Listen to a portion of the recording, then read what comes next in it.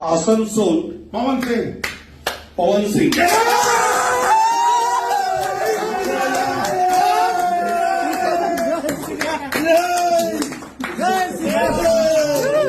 पवन भैया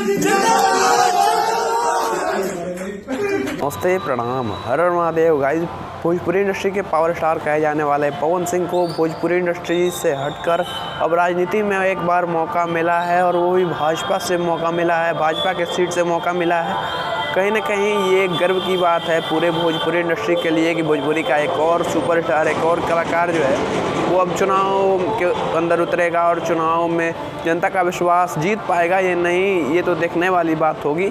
लेकिन आपको वैसे क्या लगता है कि क्या पवन सिंह इस बार चुनाव को जीतेंगे और जनता का विश्वास जीतेंगे?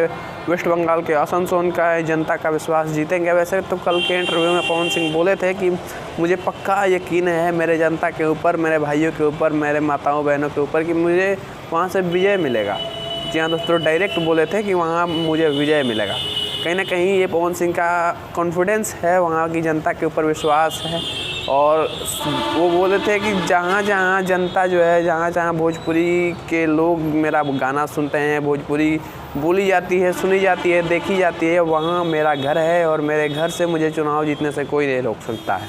जी हाँ दोस्तों, और इसी के ऊपर उनकी वाइफ ज्योति सिंह ने भी कॉन्ग्रेचुलेशंस लिखा है। जी हाँ दोस्तों, काफ़ी दिनों से जो पवन सिंह और ज्योति सिंह की अनबन हुई थी, फाइनली उनका जो है वो अभी हाल ही में मिलन हुआ है और उसके बाद वो दोनों एक हो चुके हैं। उसके बाद ज्योति सिंह जो है वो पवन सिंह के गानों के ऊपर रील्स बना रही हैं और पवन सिंह को फाइनली कल उन्होंने कॉन्ग्रेचुलेशंस लिखा और ये भी लिखा कि आप आगे बढ़ते रहिए, लोग चाहे कुछ भी कहें।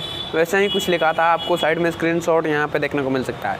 और इसी पे पवन सिंह ने भी उनकी स्टोरी के, उनकी जो पोस्ट है, स्टोरी है, उसको भी अपनी स्टोरी के ऊपर लगाए।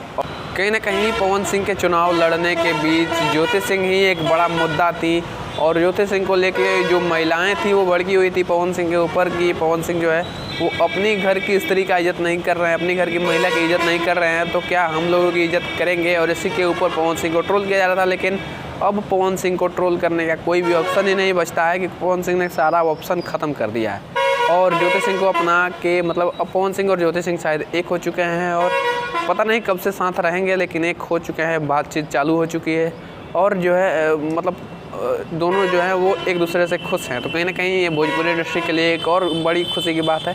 वैसे आपका इस वीडियो के बारे में क्या ख्याल है, कमेंट में जरूर बताना।